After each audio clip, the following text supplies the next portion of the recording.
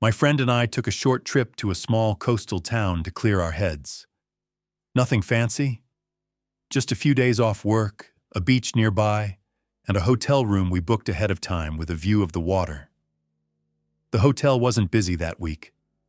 The parking lot was mostly empty, and the lobby echoed faintly when we walked through it.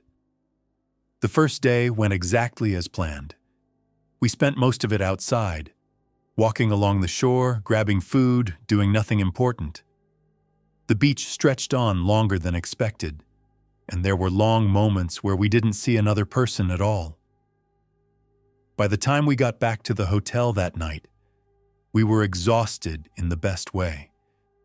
We ate dinner, sat around talking, and eventually turned the lights down to relax.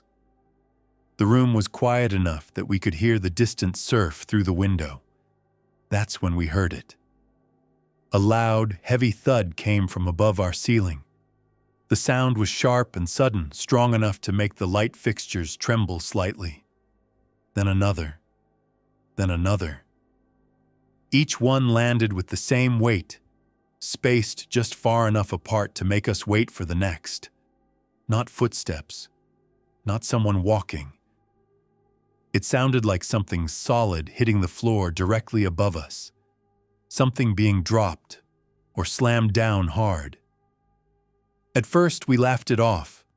Hotels are noisy. People move furniture. Kids run around. We even joked about someone rearranging their entire room at midnight. But the sounds didn't stop. They came in clusters, 5 or 6 heavy impacts. Then silence.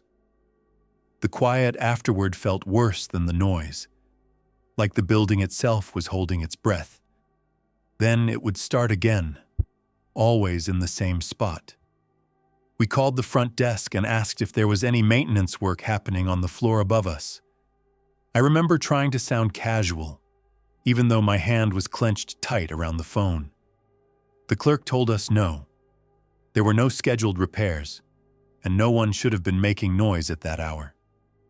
His voice didn't change, but there was a pause before he answered, just long enough to notice. That irritated us more than it scared us, so we decided to check. We went up one floor and walked the hallway directly above our room.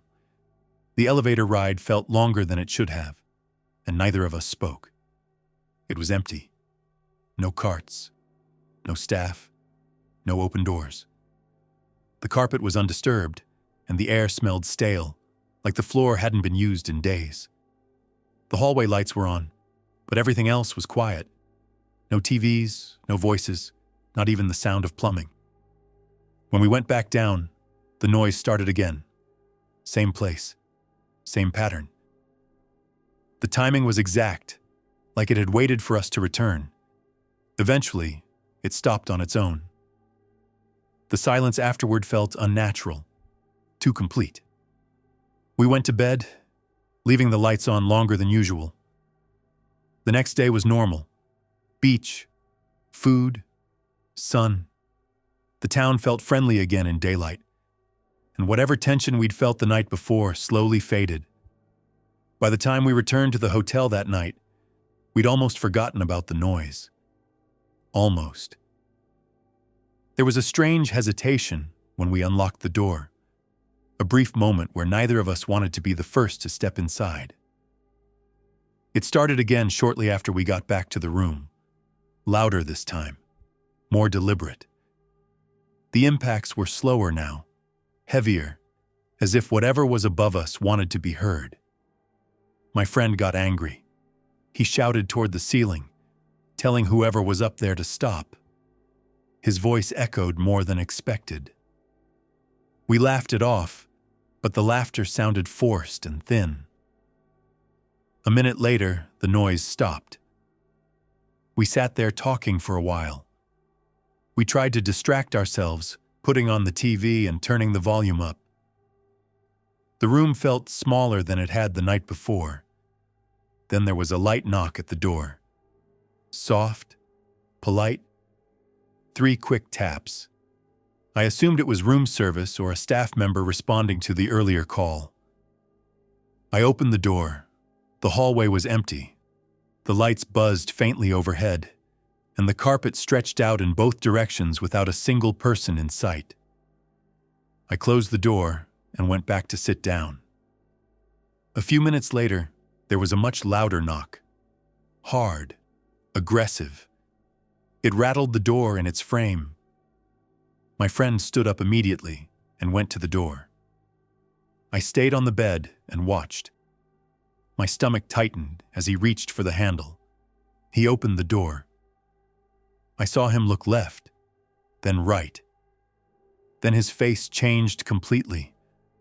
All the color drained from it in an instant, like he'd seen something that didn't make sense. He screamed once and collapsed. The scream cut off abruptly, sharp and raw. There was nothing in the hallway.